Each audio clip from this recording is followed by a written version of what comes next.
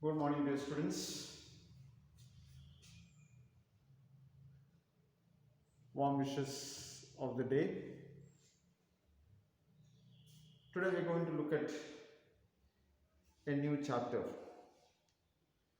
The last two chapters we studied about phrases and clauses.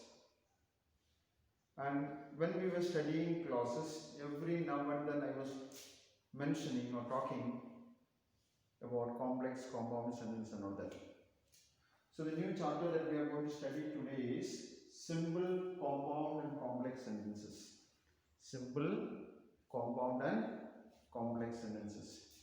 These compound and complex sentences, the name must be familiar to you now. I started to tell about it from the chapter conjunction. We studied the chapter on conjunctions and then phrases and then clauses. All these three chapters, when I was discussing with you, I was talking to you about I was mentioning the names of complex and compound sentence every now and then because they are connected with the clauses and they are connected with the conjunctions. In fact, both these sentences are made with the coordinating and subordinating clause, main clause and subordinating clause, which we studied in the chapter on clauses, and connected with the coordinating conjunctions or subordinating conjunctions, which we studied in the chapter on conjunctions. Okay, that's how I happen to mention it there, and then every now and then I was reminding about. Now we have come to the chapter. Now, what is a simple sentence? Before we go into complex and compound sentence, the first one that is given here in the topic is simple sentence. What is a simple sentence?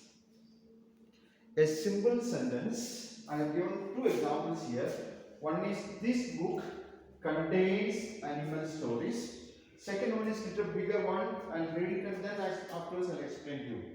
Gautam Buddha attained enlightenment through dedicated determination and unflinching perseverance, overcoming all kinds of temptations, practicing severe austerities, facing fierce criticism. Okay, that is what is a long sentence. Both of them are simple sentences. Now, with this, at the outset, what I want to tell you is that simple sentences doesn't mean that simple sentence doesn't mean that they are small in size or very easy to understand, very easy to write. That doesn't mean, or it is not the meaning at all. Okay, simple sentence means a sentence with one clause. A sentence with one clause. And what is a clause? If you go back, a clause is a group of words which has a subject and a finite verb. A finite verb. I would like to stress here, a simple sentence is a sentence which has got only one finite verb. Only one finite verb means only one clause. It may have other phrases. It may have other non-finite verbs. Which are non-finite verbs? Do you remember? We studied earlier. What are non-finite verbs? Non-finite verbs are verbs that does not change according to the subjects, person or number and tense. Okay, non-finite verbs are verbs or verb-like words which do not change according to the person's subject or number and tense. They remain always the same.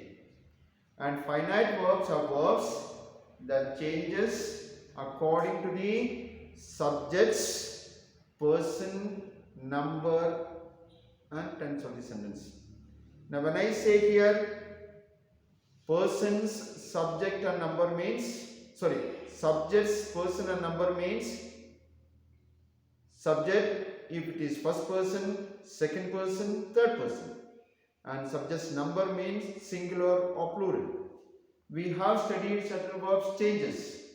Okay, the simple thing, this be verbs, if you take with I we use am or was, we, they and you we use are or were, and with he, she, it we use is or was. I am not going into action words there, you know, writes, sings, speaks and all that with a third person singular, writes, sing, all that with the plurals, all that is there, but these three is very easy for you to understand, so I said that, or have, has, had. Okay, those changes are there.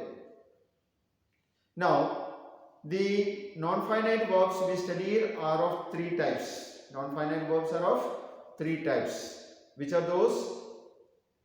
Which are those? Participles, gerunds and infinitives. What are those? Participles, gerunds and infinitives. Participles means ing form of a word. Okay, we use that in all the continuous tenses we have seen. That is called present participle.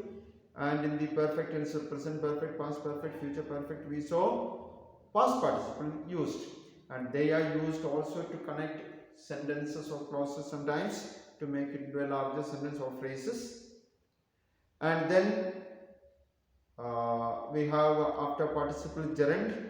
Gerund is again ing form of a verb which we saw in participles, but they are used as nouns, as the subject or object of a sentence. Okay, walking is good for health.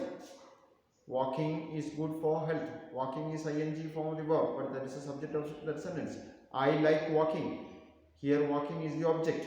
It is used as a noun there. So that is what is a gerund. And then infinitives. We studied 2 plus V1 or root form of the verb. There are also bare infinitives or infinitives without 2, but generally it is 2 plus V1 form of the verb. So these are not considered to be verbs. That can be there any number in a simple sentence, but only one finite verb. One finite verb means a verb that can be changed according to the tense of the sentence and according to the subject's number and person. Now look at this. This book contains animal stories. This is only one finite verb in it. There is no other finite verb and it gives us complete meaning. So this is a simple sentence. Most of the sentences we normally write and speak are, unless a conjunction is used, simple sentence. This one is also a simple sentence, but maybe 5 times bigger than this one. Now let's look at this. Gautama Buddha attained, finite verb, enlightenment through dedicated, past participle, determination and unflinching, present participle, perseverance, overcoming, present participle, all kinds of temptations, practicing, present participle, severe austerities, facing, present participle, fierce criticism. So if you look at this, only this is the finite verb. So Gautama Buddha attained enlightenment. Okay, up to here you can say one clause. Now all these are addition to it with various other forms of non-finite verbs. They all look like verbs. Okay, dedicated. Okay, determination. Now here it is, dedicated is standing like an adjective modifying this noun determination. And unflinching perseverance, saying, overcoming all kinds of temptations. Again participle, practicing severe austerities. Again participle, facing fierce criticism. So this is also a simple sentence, though so big. So understand, dear students, a simple sentence means a sentence that has got only one finite verb in it. When I say one finite verb, we can also say that one clause in it. Why? Because one clause is with a subject and one finite verb in it. That is clear? Now, sometimes there could be double objects or subject for a sentence connected with the conjunction and. That's what mostly we see. Don't mistake that it will be a complex sentence or compound sentence. Okay? John and Ravi are working here. John and Ravi are working here, or are my friends. So nouns, words can be, we studied when we studied about conjunctions, and it also joins words. So don't be mistaken when it comes like that. A simple sentence can have double subject or double object. Okay, that's all basically I would like to tell you about simple sentence. Now complex sentence. Compound sentences are made up of two coordinate clauses joined by a coordinate conjunction. What is a coordinate clause we studied? A coordinate clause or a main clause is a clause that can stand by itself. It doesn't need the support of any other words from that sentence to give its complete meaning. For example, see, I ate some fruit and had a boiled egg. Now I have written these two clauses separately here. I ate some fruit, I had a boiled egg. If you separate it like this and remove this full stop, it becomes a clause. If you put a full stop, it becomes a sentence. See, full stop is not there, it is a coordinate clause. It can stand by itself. I ate some fruit, you understand. Or I had a boiled egg, you also understand that. Now both these coordinate clauses, main clauses or principal clauses or independent clauses, four names you just got to remember this. Okay, all these four names refer to the same thing. Main clause, coordinate clause, principal clause or independent clause. Okay, these clauses are combined with the coordinating conjunction and. You remember we studied coordinating conjunction. I told you to by heart it well, category wise. Those of you have done it, now it becomes easy for you. Okay, and this is a coordinating conjunction that also in that comes under cumulative category, adding up facts. Okay, so here I ate some fruit and had a boiled egg. One thing what I want to tell you here is that since the subject I is common to both, when we write here, again we don't need to write I here. Once it is enough. Okay, I ate some fruit and I had some boiled egg. It is not necessary because the subject of both the actions are same. So you can drop it. Fine. That's all, my dear students. Basically I would like to tell you about it. Tomorrow we will go into a little bit more about this compound sentence and complex sentence. Okay, if any doubt, as I tell you, please contact me over the phone or through WhatsApp. I'll be willing to help you out. Thank you.